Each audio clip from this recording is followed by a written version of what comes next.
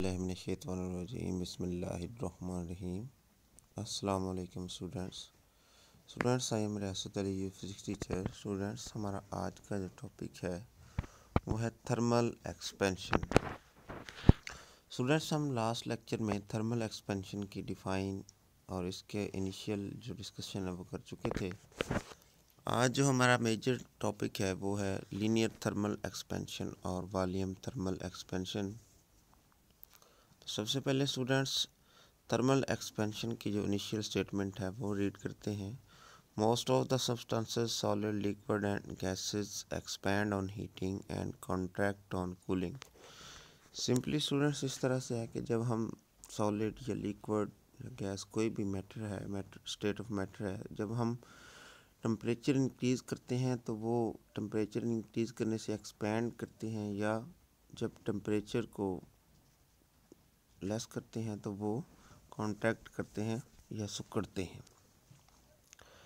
तो इस वजह से स्टूडेंट्स दो तरह की थर्मल एक्सपेंशन या थर्मल इफ़ेक्ट्स होते हैं, जिसमें लीनियर थर्मल एक्सपेंशन और वॉल्यूम थर्मल एक्सपेंशन होती है।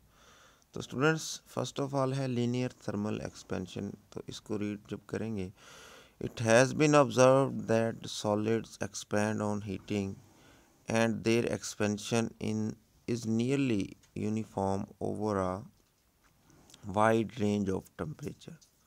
Students, consider a metal rod of length L0, यानी उसकी initial जो length है वो L0 है and certain temperature T0, और जो इसका initial temperature है वो T0 है।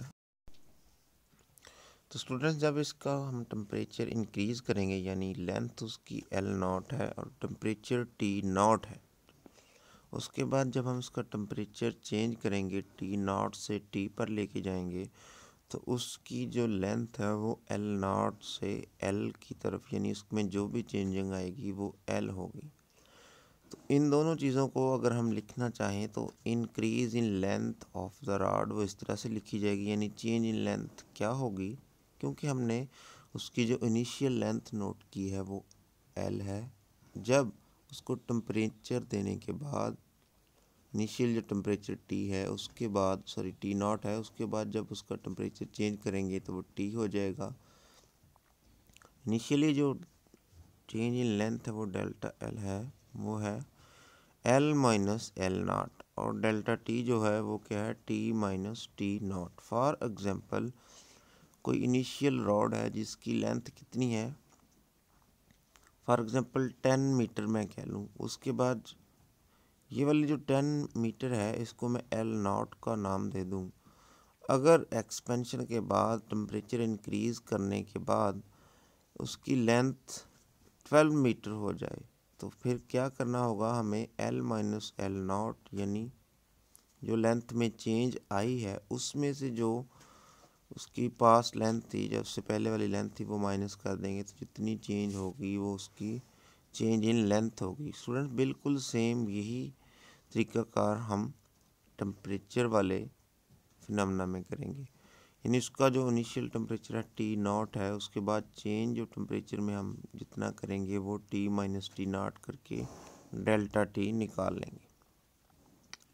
तो उसके नीचे स्टूडेंट्स दो लाइंस में स्टेटमेंट लिखी गई है, it's found that change in length delta L of the solid is directly proportional to the original length L0, यानी उसकी जो ओरिजिनल लेंथ है वो L0 है, वो change in length delta L है। ये दोनों चीज़ें एक दूसरे के डायरेक्टली प्रोपोर्शनल है, यानी delta L is directly proportional to L0 delta T। तो स्टूडेंट, जब ये वाला डायरेक्टली प्रोपोर्शनल का साइन ख़त्म करेंगे तो हम जब इक्वल का साइन लेके आएंगे, इक्वेशन नंबर 8.9 को देख रहे हैं स्टूडेंट हम, तो delta L is equal to alpha, यानी कांस्टेंट आ गया L0 डेल्टा T। अब हमें ये भी पता है कि डेल्टा L हम ऊपर डिस्कस कर चुके हैं, वो होता है L माइनस L0। तो अब इसको डेल्टा L की जगह पे L माइनस L0 लिखेंगे। L minus L0 is equal to alpha L0 delta T आ जाएगा। अब हम इक्वेशन नंबर 8.10 बनाने के लिए L माइनस एल नॉट से, जो L नॉट है वो लेफ़्ट साइड से राइट साइड की तरफ ले जाएंगे। लेफ़्ट साइड से L नॉट माइनस है तो राइट साइड पे जाके, इक्वेशन के राइट साइड पे जाके वो प्लस में हो जाएगा। जब राइट साइड से L नॉट कॉमन लेंगे तो 1 प्लस अल्फ़ा डेल्टा टी आ जाएगा। इसके अंदर स्टूडेंट्स अल्फ़ा जो टर्म इंक्लूड हुई है वो क्या है, where alpha is called the coefficient of linear thermal expansion of the substance. तो अल्फ़ा क्या है स्टूडेंट्स, ये coefficient of linear thermal expansion है, जो डिफरेंट सब्सटेंसेस के लिए स्टूडेंट्स डिफरेंट इसकी वैल्यू होती है। जो लेफ़्ट साइड पे आपको इसका टेबल एक नज़र आ रहा है कि किस सब्सटेंस का कितना लीनियर थर्मल एक्सपेंशन यानी अल्फ़ा की वैल्यू कितनी है। तो स्टूडेंट्स अगर हम जस्ट अल्फ़ा की बात करें तो अल्फ़ा इक्वेशन नंबर 8.9 से अल्फ़ा की वैल्यू निकल सकती है। Alpha is equal to delta L over L naught delta T. अगर स्टूडेंट्स हम जस्ट अल्फ़ा का यूनिट लिखा हुआ है पर केल्विन, केल्विन के ऊपर -1 है तो इसको हम यूं ही पढ़ेंगे कि अल्फ़ा का जो यूनिट है वो क्या है, पर केल्विन।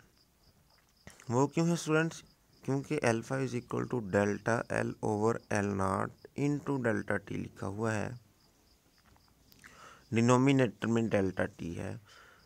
अगर डेल्टा एल की डिमेंशन भी लेंथ है, क्योंकि लेंथ के साथ लेंथ को हम जब कैंसिल करेंगे तो जस्ट हमारे पास डिनोमिनेटर में डेल्टा टी रह जाएगा और इसको पर केल्विन ही लिखते हैं। तो स्टूडेंट्स के अंदर एक एग्जांपल है 8.6, वो एग्जांपल आपने एज ए होमवर्क करनी है, बहुत आसान है, जिसकी स्टेटमेंट कुछ इस तरह से है। A brass rod is 1 metre long at 0 degree centigrade, यानी उसका टी नॉट इनिशियल जो टेम्परेचर है वो कितना है, 0 डिग्री सेंटीग्रेड है। जब टी यानी उसका टेम्परेचर इंक्रीज़ किया तो वो 30 डिग्री हो गया, यानी find the its length at 30 degree centigrade. Coefficient of linear thermal expansion of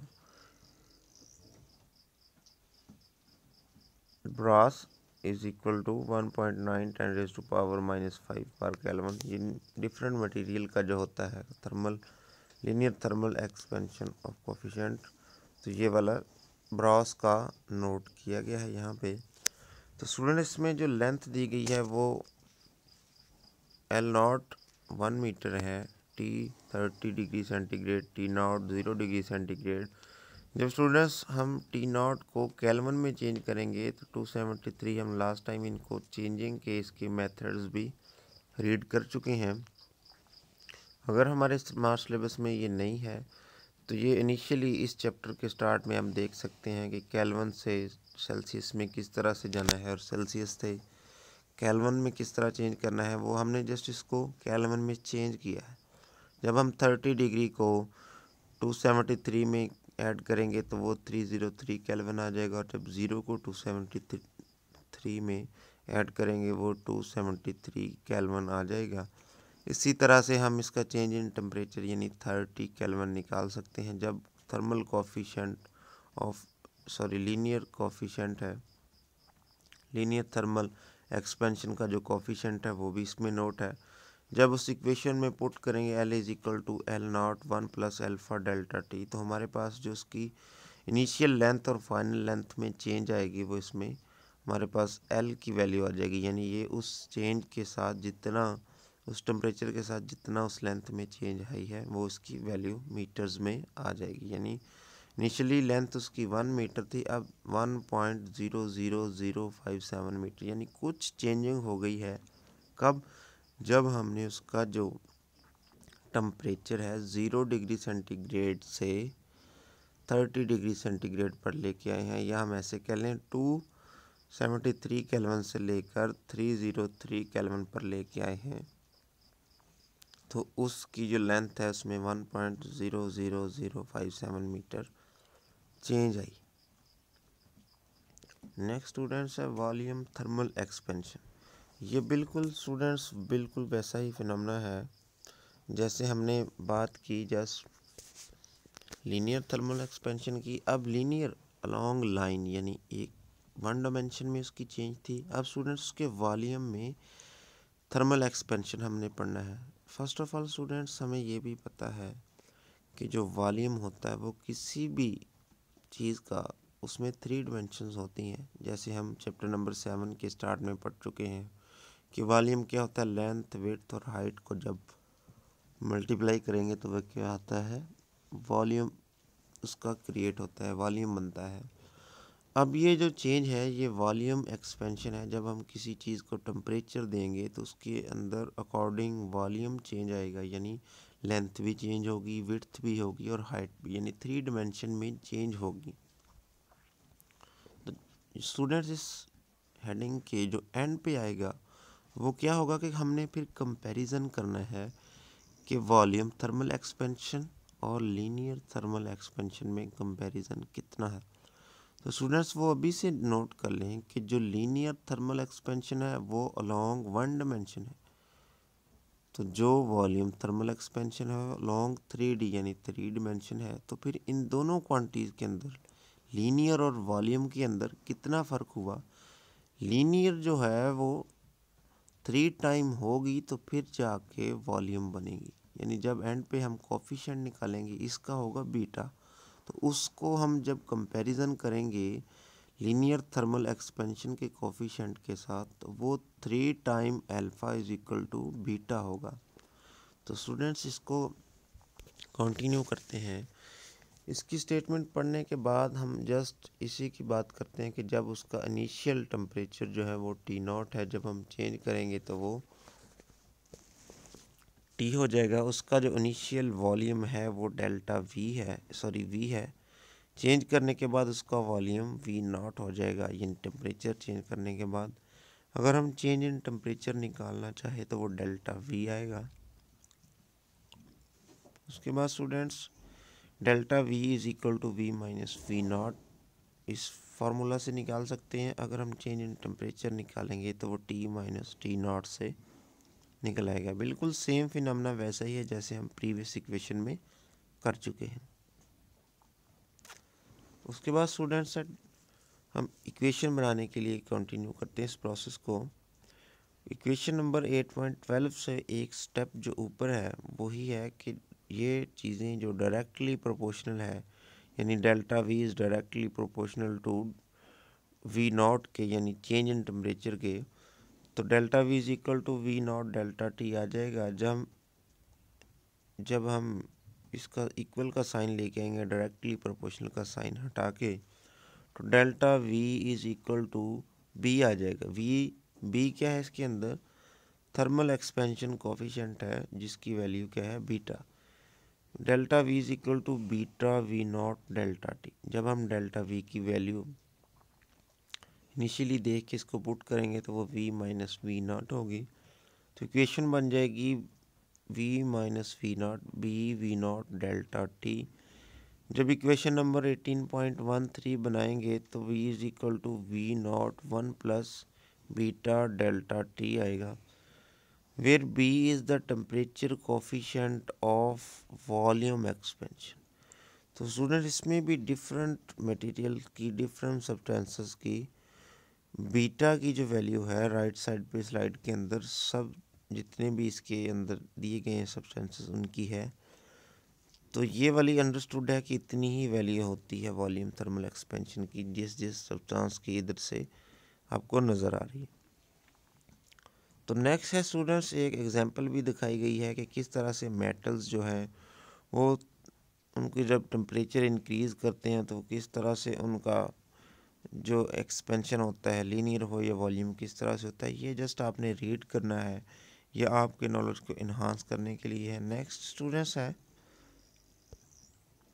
इसके साथ ही एक और पेज है, ये तो आपको जो नज़र आ रहा है 188 है, इसके साथ हैं 189 जो आपके स्मार्ट सिलेबस में आई थिंक शामिल नहीं है, फिर भी आपने इसको केयरफुली रीड करना है कि इसके जो यूजेस हैं वो किस तरह से हैं।